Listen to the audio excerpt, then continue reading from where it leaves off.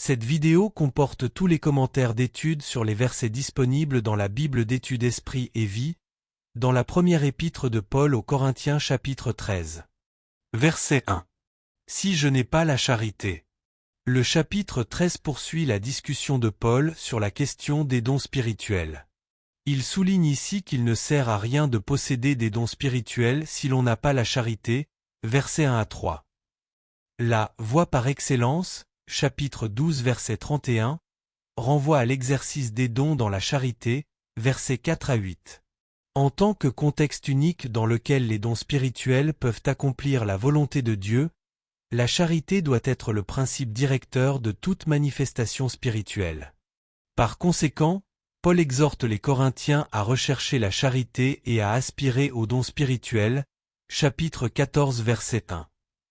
C'est parce qu'ils veulent sincèrement aider, consoler et bénir les autres dans cette vie qu'ils doivent désirer ardemment les choses de l'esprit. Verset 2.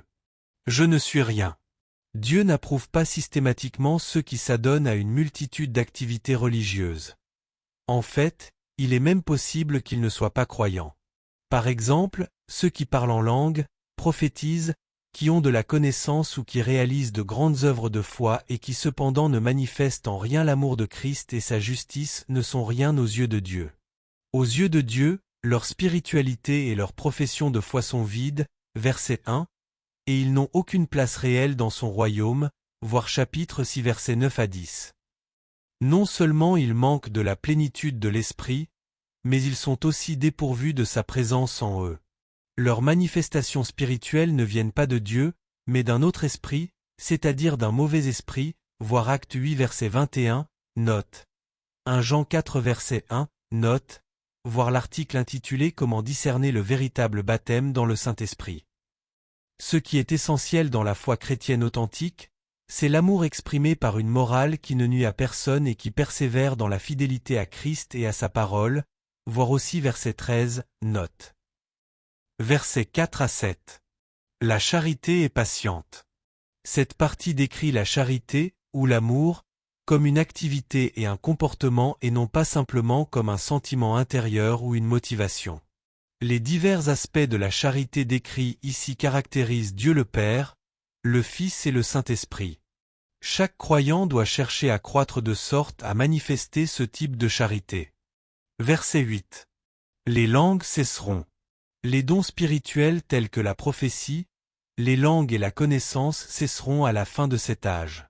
Cette époque commencera quand ce qui est parfait sera venu, verset 10, c'est-à-dire à la fin de l'histoire, lorsque la connaissance du croyant et son caractère seront parachevés dans l'éternité, après la seconde venue de Christ, verset 12, chapitre 1 verset 7.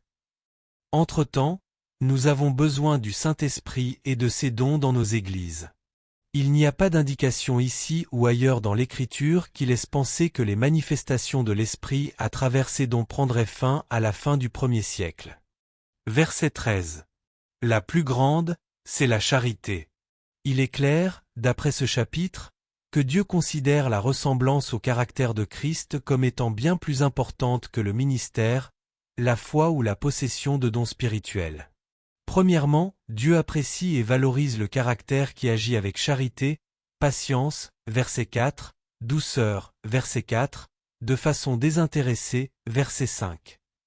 En éprouvant de la haine contre le mal et de l'amour pour la vérité, verset 6, avec honnêteté, verset 6, en persévérant dans la justice, verset 7, plus que la foi qui renverse les montagnes ou qui accomplit de grandes œuvres dans l'Église, verset 1 à 2, verset 8 et verset 13. Deuxièmement, les plus grands dans le royaume de Dieu seront ceux qui auront manifesté une sainteté intérieure et qui auront aimé Dieu et pas nécessairement ceux qui auront accompli des choses grandioses à la vue de tous, voir Luc 22 versets 24 à 30, note.